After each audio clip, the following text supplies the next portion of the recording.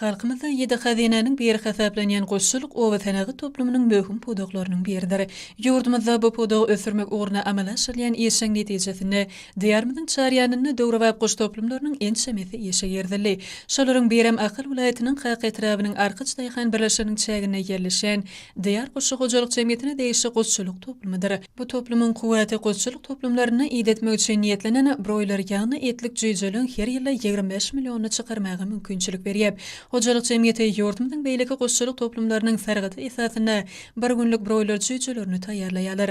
Şol jüýjeler 40 gün içinde 2 kilogram agramy ýetip soýuma taýýar bolýar. Öz ugruna dünýäniň öňde barjy kompaniýasynyň enjamynyň kömegi bilen çykarylan jüýjelere ýöretde hünärmenler tarapyndan ziýansızlaşdyrylyş işleri anyp barlýar. Sonra ähli zero şertler bilen öpçülilen ýöretde ulaglan kömegi arkaly jüýjeler müşterilere ýetirilýär. 2020-nji ýyldan bäri broýlar jüýjeleriniň önümçiligi bilen meşgullanýan diýer guruluşy hojalyk jemgyýeti ýeşeriniň gerimine ýetigderlik ýeňildi. Değişik harit nişany bilen ýokary hili goş etiniň önümçiliginiň ýoly goýulmagam muňa aýdynlyk bilen şaýatlyk edýär.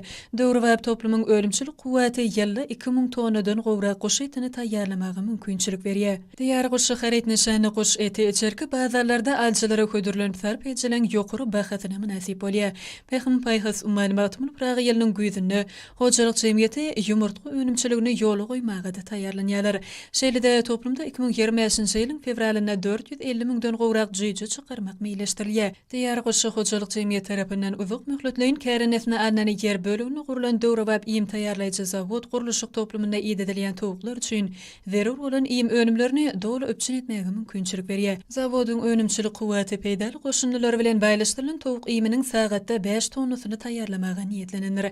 Häzirki wagtda döwrewap goşçuluk toplumynda hünärmendiň we işçiniň 150-den gowragy zähmet çekýär. Häzirki zaman tehnologiýalar bilen öpçün edilen goşçuluk toplumyna ýoly goýulan işler halkymyza ekologiýa taýdan arasda ýokary hili azyk önümler bilen öpçün etmege, bazarlarymyzda harit bolşulugyny hasda ýokurlandyrmaga, goşmaçy iş orunlaryny döretmege ýardam edýär. Türkmen telekeçileri özlerini halal zähmet çekip watanymyzyň güllap ösüşine münasip goşun goşmaga döredilýän şert mümkinçilikler üçin arkadaly gahrman serdarymyza hemde milli liderimiziň adyny tüý sürekden alkyş sözlerini aýdýarlar.